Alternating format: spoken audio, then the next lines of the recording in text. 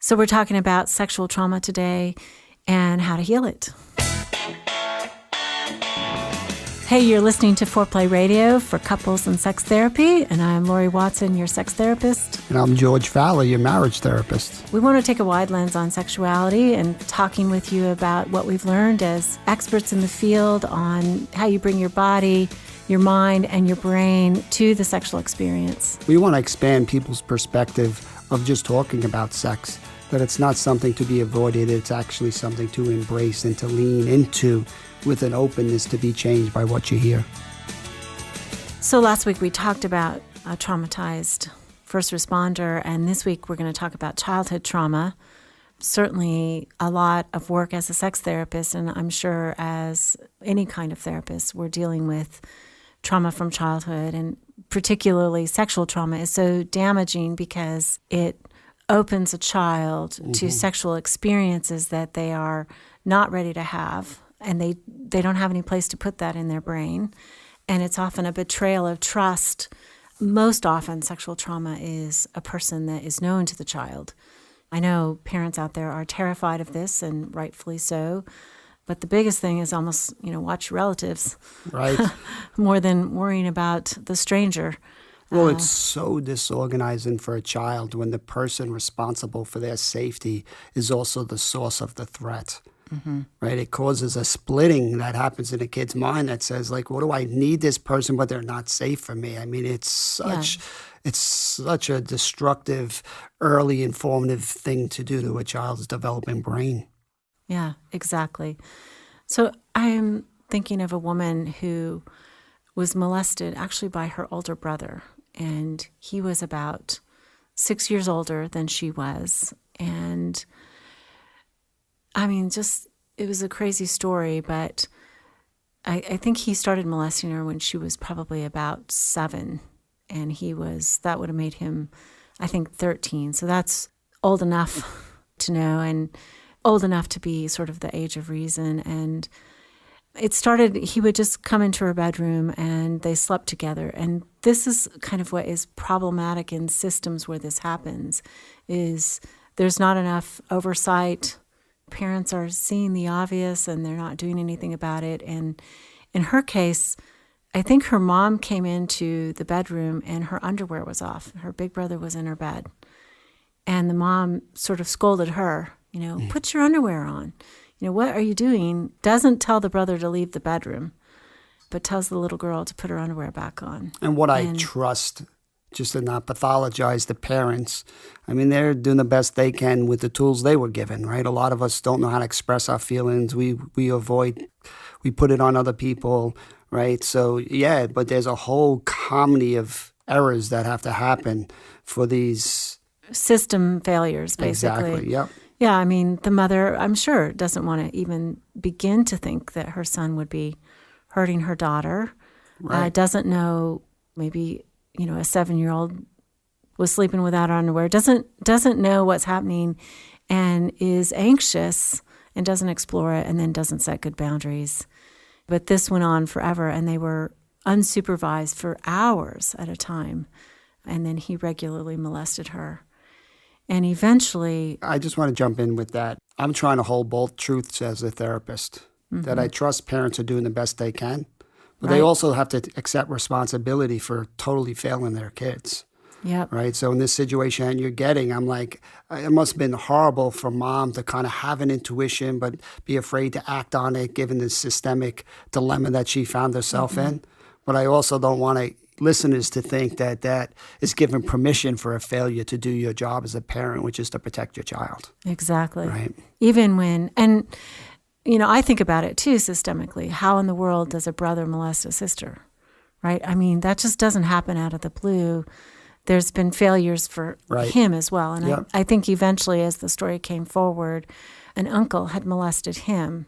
And so he was acting out his trauma onto his sister. I mean, it is generational. You rarely see somebody who is like a bad seed, right? That just spontaneously they're a perpetrator.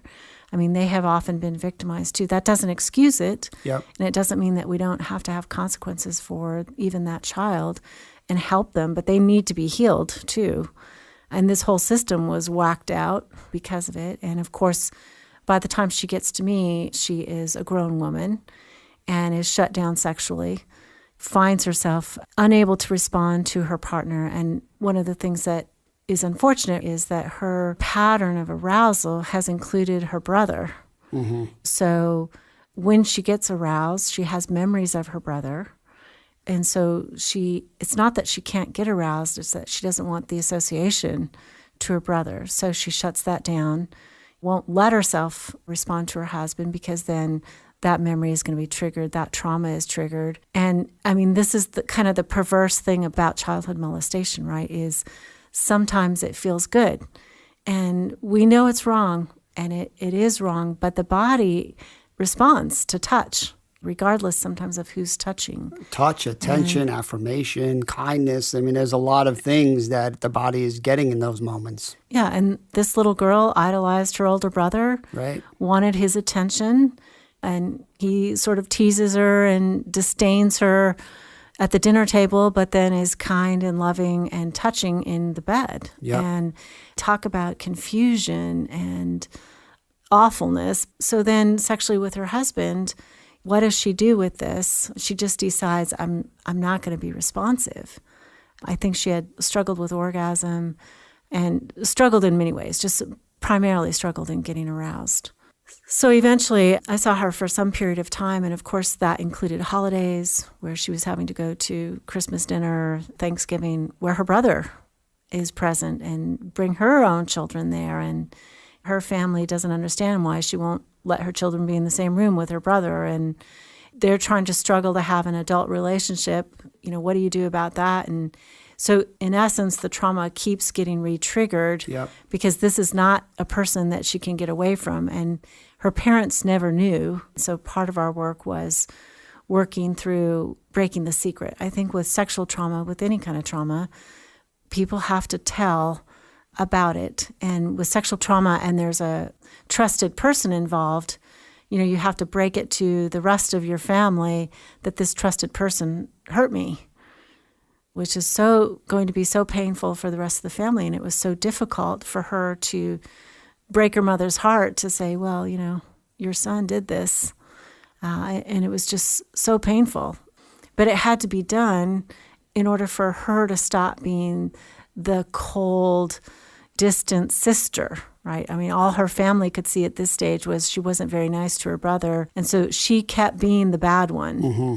You know, so her shame was compounded by not being seen in the first place, not being protected, and then being designated as she was somehow or another not really part of the family because she didn't want to participate as much. Right, so she has certain moves that she needs to survive, and then she's blamed for those moves, which is so incredibly unfair. It's so unfair. And as we're trying to depathologize this experience, right, we need to help trauma survivors recognize that it's not their fault that the wires in their brain get crossed, right? Mm-hmm. That when these experiences happen, there can be arousal attached to fear. Mm-hmm. That when your body's in a similar place years later, these things are going to come up again.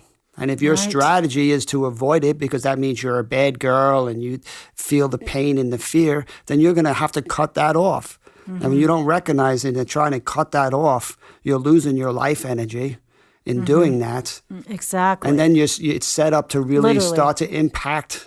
How could it not impact your relationship? Yeah, and then her your partner family gets mad at you for being cold and inhibited. And, you know, here we go again. And it creates these trauma traps, these feedback loops that it's so depressing and discouraging. Yeah, she's bad again, not only in her family, but with her husband because she doesn't want to have sex. And without that vibrancy in the partnership, her children suffer. They feel the static between their parents that is not the good static, it's the bad static. Yep. And she's numbing out something that could bring her life. So very similar to the last week's episode of trying to get her to face something she has good reason she wants to avoid. That in that defensiveness in the problem is really the solution and the opportunity. Mm-hmm. And again, this is where the body of research around the importance of going to the body, that this is where trauma is stored. That if you're just going to talk to this lady and tell her she shouldn't feel that way, that's not actually going to Useless. access where it's stored in her Right. brain, right? This is a fight or flight response. Right. When there's fear, that the amygdala in the brain is firing away and it's getting our body to activate. That is where the trauma is stored. So it's so important that when you are going to be doing this trauma work, that you can kind of get those new experiences in the body, right? You want to put words to where that fear is, where that pain is. Where does it manifest itself? In the stomach, in the chest, in the throat. You can't talk, in your hands, throughout your body, in your feet. People experience it all over the place. And she experienced it in the stomach. Her stomach was tense all the time. She overate because of the tension, trying to soothe it in a way that seemed like it was going to work, but of course it didn't work. It just made her gain weight, and it didn't change the upset stomach. But even that, what a beautiful coping strategy. Your body looked for some relief from this pain, some feeling of aliveness. Wouldn't eating kind of make you feel temporarily better? Eating is so sensual. Right. But again, it's another short-term solution that in the long term starts to reinforce even more the problem. Now we're going to throw overweight and overeating into this mix of already not feeling safe, relationship problems, extended family And problems. talk about body shame problems. If you're overweight and female, that's going to be compounded. This work certainly can be depressing at times. Yeah, exciting most of the time because I think we can help. But let's come back and talk about if you're not in therapy, or if you know your partner is traumatized, or if you have been traumatized and maybe withdrawn sexually, how can you figure this out with your partner? Right. Speaking with certified sex therapist Laurie Watson from Awakening Center for Couples and Intimacy. Laurie, what is an intensive? So an intensive is 12 to 14 hours of therapy all in one weekend. And it's a way to really make fast progress compared to weekly therapy. I mean, there's just so much more you can get done when you have a chunk of time. Overcome the challenges in your relationship and your sex life. Learn more about intensives and Awakening Center's other services at awakenloveandsex.com. Hey, I want to let you guys know all about George. He's written and contributed to several books, and I'd especially like to draw your attention to his book, Sacred Stress, a radically different approach to using life's challenges for positive change. His book is about a mission on how you adopt new strategies and turn stresses into a positive force in your life. And who among us doesn't live with a lot of stress these days? We'll keep you posted as to all he's doing.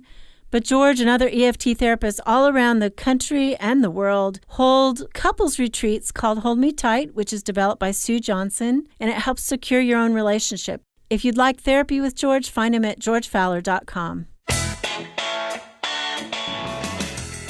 Okay, so we're back and talking about sexual trauma and what you do as a couple. In my experience, most partners who hear for the first time that their partner was molested, it's not a big surprise. Like they've already sensed in their partner's body something is off, something is wrong. If anything, people suspect it maybe too quickly. But when they finally hear this, I've mostly seen it answered with compassion and a sense of empathy for what their partner went through as a little person. Mm-hmm. And that's so healing when that happens. I think that families, hearing the secret, it's different because they are at stake. They have responsibility that the partner didn't have. And so sometimes that's a more difficult conversation. But partners receive it well. You're highlighting the most important start of the process, which is the root of the problem is there was nowhere to go with that for a child. The healing is that somebody believes the child and says it's not their fault. Yeah. Right? That compassion is critical. That is shown out for everything, for any kind of sexual trauma, like a rape victim. If she's reassured it's not her fault and tenderly walk through the process, there's better outcomes than a young woman being asked, well, how short was your skirt, or anything like that blames the victim. When we support the victim and we reassure them, sometimes even if a child is molested and tells her parent, and then the parent acts on it, takes responsibility for it, protects them, and talks them through it, the trauma doesn't stay in the child's body. Right. They don't grow up as a traumatized victim forever. It's that belief and support that could happen in the moment that changes everything for a person who is victimized in the moment. And that's what I see in the partners often. It's the first person who deeply, deeply loves them and says, that was not your fault. You didn't ask for that. That shouldn't have happened to you. And that kind of message is oftentimes the first time they've ever heard it. And coming from a loved person, a person who's an attachment figure, our spouse or partner, it's so powerful. We keep working towards that corrective emotional experience. That it's understanding is very helpful for getting there, but the person has to experience something new to attach to those old memories, to create that new wiring in the brain. So I'm thinking about an example similar to what you were saying earlier. I was working with a wife who was raped earlier by a neighbor for years when she was a teenager. Good Lord. Again, the cross wiring in the brain, to have an orgasm would actually have to think about this guy raping her. So with her husband, who's safe and loves her, in those moments when she'd be having an orgasm, she'd close her eyes. She wasn't with her husband anymore. Right? And she felt so much shame and guilt afterwards that she didn't want to have orgasms, which would make sense. Yeah, she had to replicate the intensity. And the husband was supportive of his wife and the pain of what she experienced. But that was a big one. He sees her shut her eyes. Well, that he didn't know about that, okay. right? But in the therapy, when that was revealed, that she needs to think about him to orgasm, and that felt like a betrayal to the husband, right? So we had to process that and make sense of it. But the whole idea is doing it differently. So when they had a breakthrough, they described making love, and she closed her eyes, and he knew where she was going. But instead of kind of taking it personal because of the work that they did, he said to her, babe, it's okay to close your eyes. It's not your fault, right? And all of a sudden, she comes back real quick to him, and she's now present. And that's the whole thing with trauma. We live in the past. We're not in the present moment. We leave our bodies. We dissociate. So having the grace of her husband saying it's okay to do that, this is not your fault, allows her body to come right back to the moment, to actually feel him stroking her back, and holding her in a loving embrace. Now her body doesn't have to go all down those roads of guilt and shame and pain. It's a lot easier for her to stay present with her husband. That is beautiful. He reassures her and he says, I understand why you have to do this. That's what love is. Yeah. That's amazing what it could. Love is stronger than fear. I get fear is strong, but love is bigger than it. That is good. Some of the research is about how if we're in terrible situations and experience trauma, if we come from secure backgrounds, we don't suffer as much. And I think what you're saying is that can be retroactive as well. Like in the secure partnership with our partner loving us, it works backwards as well. We can now heal the trauma that happened through the security of the partnership. Right. What you're describing sounds a lot like post-traumatic growth. A lot of people know about post-traumatic stress, but the same amount of people after an adverse challenge actually reprioritize their life for the better. I mean, I can see this for me after 9/11. My relationship became more important. My values became more important. I wanted to be part of something bigger than myself. I became less selfish. And so there are some really classic things that happen in people that experience post-traumatic growth. Right. It's a reevaluation of their life, the trauma event. And for some people, they use it to the good, to help others. I mean, certainly. Yeah, they talk about 5 things specifically: a greater appreciation for life, a importance of relationships, really so much more important, heightens. There are new possibilities that you saw that you didn't see prior to the trauma, that there's a personal strength that you start to recognize how resilient you are, right, and how much more you can do. And there's a spiritual kind of sense of people that, are engaged in a post-traumatic growth. I listen to country music. Does that surprise you?